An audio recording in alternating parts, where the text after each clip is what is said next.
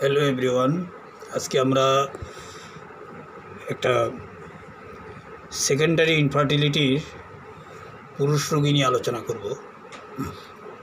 Interesting case. আশা করি আমরা যারা ফিজিশিয়ান আছি তাদের জন্য অনেক কল্যাণ হবে, আর যারা পেশেন্ট আছেন তারা উৎসাহিত হবেন চিকিৎসা করার জন্য। প্রথম কথা হলো, এই ধরনের কেসে আমরা দেখি যে প্যাথোলজিক্যাল রিপোর্টে সিমেন্স কাউন্ট কমে যায়।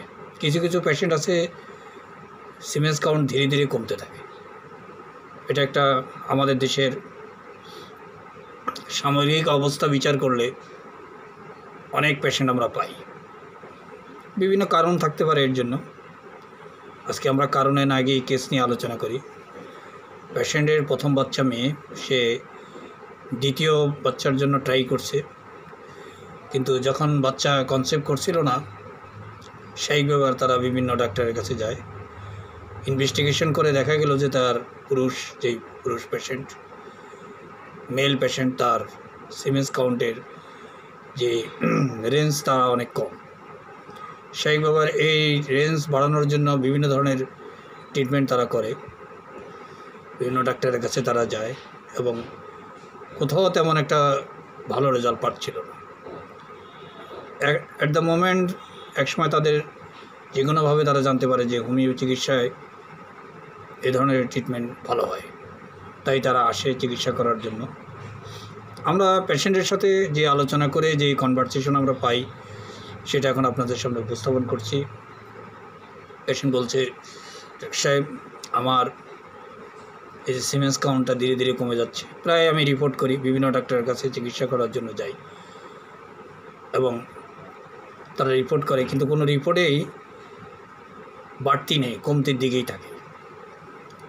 তো বলা হলো যে আপনার তো বাচ্চা একজন আছে, এটা নিয়ে এত পেরেশানি কেন? বলতে দেখেন, আমার প্রথমটা মেয়ে, একটা ছেলের প্রয়োজন, তাই আমি চেষ্টা চালিয়ে যাচ্ছি। আমি অনেক ধৈর্যশীল মানুষ, ধৈর্য ধরে বিভিন্ন জায়গায় চিকিৎসা করছি এবং সফলতা নেই, তবে আমি আশাবাদী যে অবশ্যই কোনো না কোনো জায়গায় আমার এই সমস্যার একটা সমাধান আমি পেয়ে যাব। এজন্য যে ডাক্তার যতদিন চিকিৎসা করতে বলে, যে নিয়ম আমাকে দেয়, সেটা আমি টোটালি এবং খুব মনোযোগের সাথে সেটা ফলো করি। এই যে ধীরে ধীরে কমে যাচ্ছে, এটি আমার মধ্যে একটা ভয় কাজ করে যে না জানি একসময় গিয়ে জিরো হয়ে যায় কিনা, এটা ভয় কাজ করে। যদি একটা জায়গায় স্টেবল থাকতো তাহলে চিন্তার বিষয় থাকতো না। এবং এর পাশাপাশি শারীরিকভাবেও আমি অনেকটা উইক ফিল করতেছি। তো আমার জীবনে তেমন কোনো ব্যর্থতা নেই, এই একটাই ব্যর্থতা আমাকে ভোগাচ্ছে।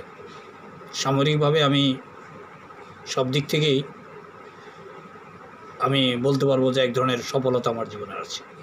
আমি যা চেষ্টা করেছি সেটা আমি কোথাও ব্যর্থ হইনি, কিন্তু এই চিকিৎসা ক্ষেত্রে নিজের অসুস্থতার জন্য সব ক্ষেত্রে আমি চেষ্টা করি, ব্যর্থ হয়েছি। তবে ব্যর্থতা হওয়ার পরও আমি আশাবাদী মানুষ, হোপফুল মানুষ, চেষ্টা চালিয়েছি। এর বাইরে আমার কোনো টেনশন নেই, পেরেশানি নেই, চিন্তা নেই। এই একটা জিনিস আমাকে সবসময় ভোগাচ্ছে। এর প্রধান যে চিন্তাটা সেটা আমার ভিতরে কাজ করে যে একটা জায়গায় স্টেবল থাকলে তাহলে আমি হয়তো ভাবতাম যে ঠিক আছে, এটা নিয়ে অত ওরিড হওয়ার কোনো কারণ নেই। জিনিসটা যখন ধীরে ধীরে ডিক্রিজ হচ্ছে, কমতির দিকে যাচ্ছে, তখন আমার মধ্যে আরও ভয় কাজ করে। যাই হোক, আমরা যে কাজটা করি মেডিসিন সিলেকশনের জন্য, আমরা সাধারণত রেপার্টরির উপর আমরা বেস করে মেডিসিন সিলেক্ট করি, অনুমান ভিত্তিক না। পেশেন্টের যে ভার্সন, নর্মাল ভার্সন যা কিছু বলে আমাদেরকে, সেটাকে আমরা রেপার্টরির ভাষায় কনভার্ট করার চেষ্টা করি, ইজি ওয়েতে, খুব সিম্পল ওয়েতে। এতে করে পেশেন্ট ঔষধ আগের থেকে, পূর্বে থেকে কোনো ভাবনা বা চিন্তা করার সুযোগ থাকে না। রেপার্টরি রুব্রিকের মাধ্যমে অটোমেটিক মেডিসিন চলে আসে এবং এতে আমাদের সফলতা অনেক অনেক অনেকাংশে বেশি থাকে। তাই আমরা আজকে যেই পেশেন্টের যে ভার্সন, যে কথাগুলো আমাদের সাথে পেশেন্ট আলোচনা করেছে, বা তার যে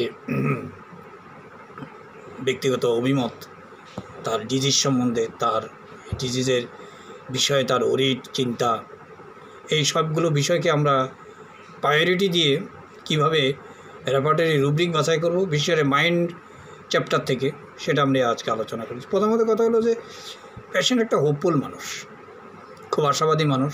দেখবেন কিছু মানুষ আছে যে চিকিৎসা করতে করতে একসময় গিয়ে তার মধ্যে আগ্রহ এবং ইচ্ছা সবটাই কমতে থাকে, একটা সময় গিয়ে জিরো লেভেলে চলে যায়। কিন্তু এই পেশেন্টের ক্ষেত্রে আমরা আগাগোড়া যেটা দেখেছি, অনেক ট্রিটমেন্ট করার পরও সে তার যে প্রত্যেকটা চিকিৎসা সে অসফল, তারপরও তার আশাবাদ বা হোপফুলনেস কমেনি। এই জন্য প্রথম রুব্রিক আমরা নিলাম তার জন্য হোপফুল, খুব গুরুত্বপূর্ণ একটা রুব্রিক।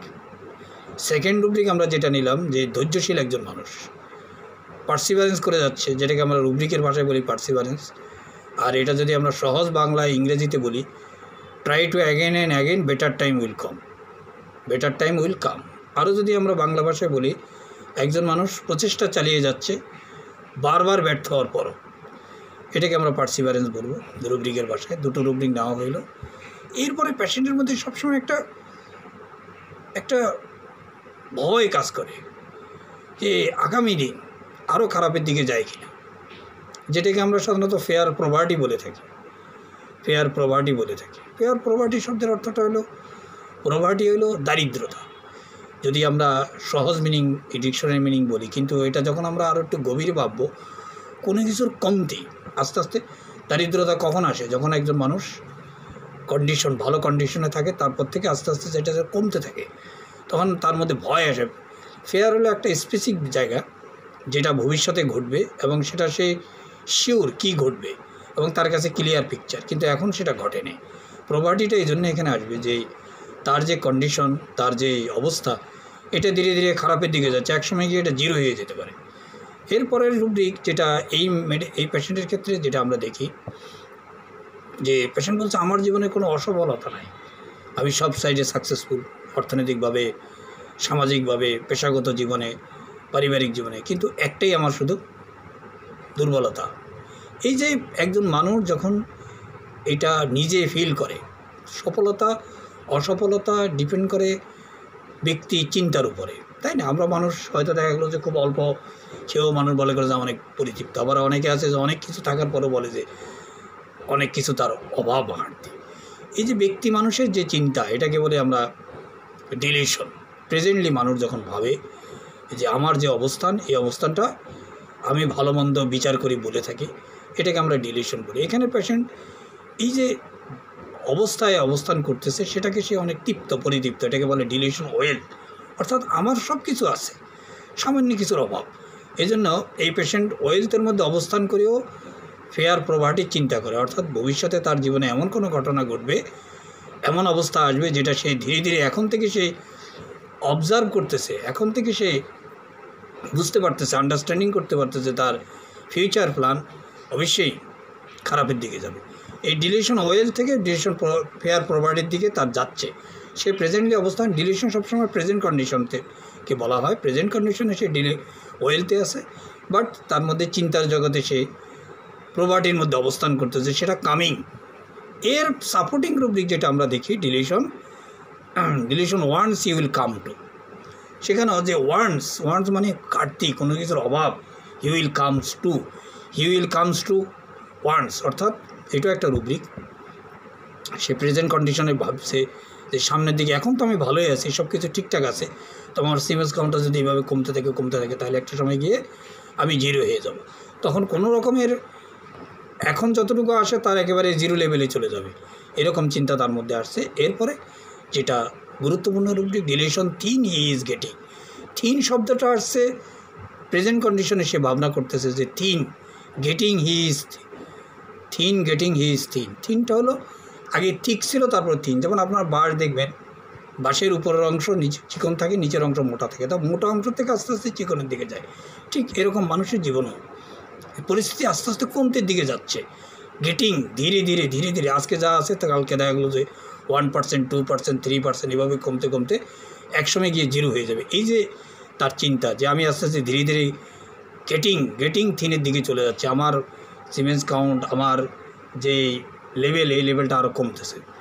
তো এই সব কিছু মিলে এই যেই মেডিসিনটা এখানে আসে সেটা হলো যে সালফার। আমাদের হোমিওপ্যাথি মেডিসিনের সালফার গুরুত্বপূর্ণ একটা মেডিসিন। এটাকে আমরা যেনতেনভাবে ইউজ করতে পারবো না, অবশ্যই পেশেন্টের ভার্সনের সাথে, পেশেন্টের প্রেজেন্ট কন্ডিশনের সাথে মিলিয়ে দিতে হবে। এই জন্য এই পেশেন্টের টোটাল প্রেজেন্ট কন্ডিশন, তার চিন্তা বা চেতনার সাথে টোটালি সালফারের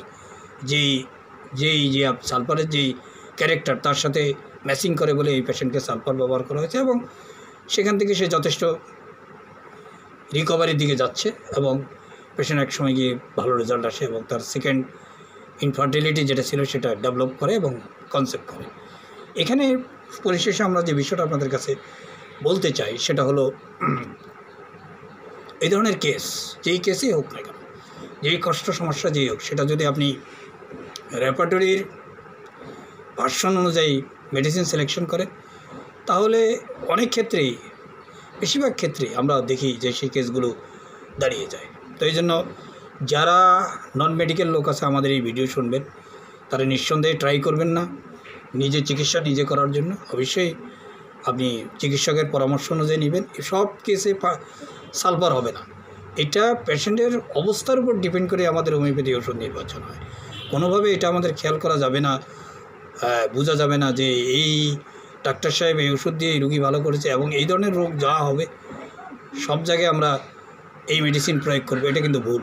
এবং এর ক্ষেত্রে ইউটিউব দেখে যারা ওষুধ খান তারা অধিকাংশ অসফল হয় এবং ব্যর্থ হন ডাক্তার ছাড়া। যেহেতু এই ভিডিওগুলো আমরা ডাক্তারদের জন্য বানিয়ে থাকি, তাদের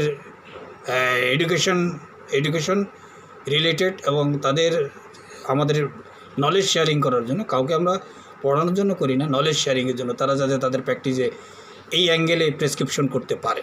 এই জন্য সকলের প্রতি আমার রিকোয়েস্ট থাকবে, কখনোই নন মেডিকেল লোকেরা এটা